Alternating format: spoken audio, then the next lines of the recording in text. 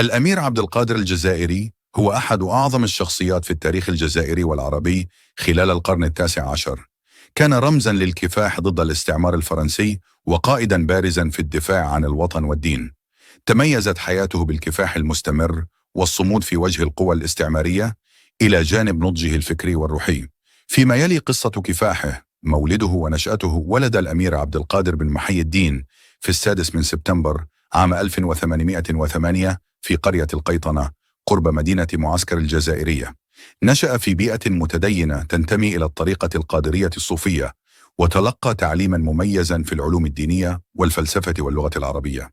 أظهر منذ صغره ذكاء حادا وميولا قيادية، مما جعله محط أنظار والده وأهله. بداية الكفاح عندما بدأت فرنسا حملتها الاستعمارية على الجزائر عام 1830 واحتلت مدينة الجزائر. عم الغضب أرجاء البلاد، وظهر عبد القادر كأحد أبرز القادة الذين قاتلوا ضد الاحتلال.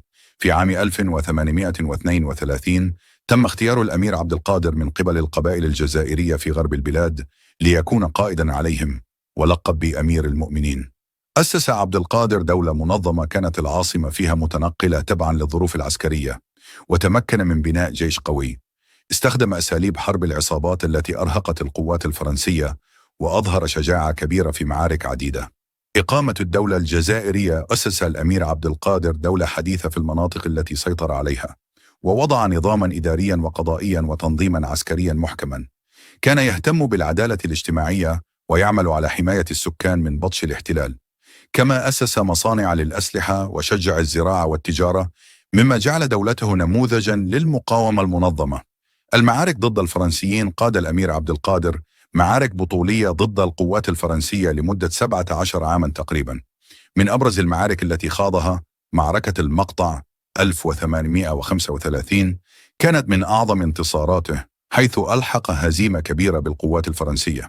معركة وادي تافنة 13737 انتهت بتوقيع معاهدة تافنة، التي اعترفت بها فرنسا بسيادة الأمير على أجزاء كبيرة من الجزائر. المقاومة المستمرة 1890 1870. استمرت المعارك رغم نقض فرنسا معاهداتها، لكن الأمير أظهر شجاعة وصمودا في مواجهة جيش ضخم. الأسر والنفي. بعد سنوات من الكفاح، ومع تفوق القوات الفرنسية عددا وعتادا، اضطر الأمير عبد القادر إلى الاستسلام عام 1947 حفاظا على أرواح المدنيين، بشرط أن ينفى إلى دولة إسلامية. لكن فرنسا نكثت بوعدها وسجنته في فرنسا لمدة 5 سنوات. حياته في المنفى. أفرج عن الأمير عبد القادر عام 1852 ونفي إلى الشرق الأوسط، حيث استقر في دمشق. هناك عاش حياة زاهدة كعالم ومصلح ديني، وكرس وقته للتعليم وكتابة المؤلفات. اشتهر بدوره في حماية المسيحيين في دمشق خلال فتنة عام 1860، مما أكسبه احتراما عالميا. وفاته وإرثه. توفي الأمير عبد القادر في 26 من مايو 1883 في دمشق، ودفن فيها.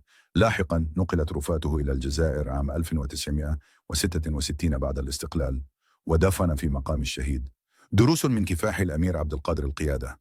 كان قائدا شجاعا وحكيما، استطاع توحيد القبائل الجزائرية في مواجهة عدو مشترك. التضحية، ضحى بحياته وراحته من أجل استقلال بلاده. التسامح، جسد قيم التسامح الديني والأخلاقي حتى مع خصومه. التنظيم، أظهر قدرة على بناء دولة حديثة وسط ظروف الاحتلال. يبقى الأمير عبد القادر رمزا خالدا للنضال من أجل الحرية، وشخصية ملهمة في تاريخ الجزائر والعالم.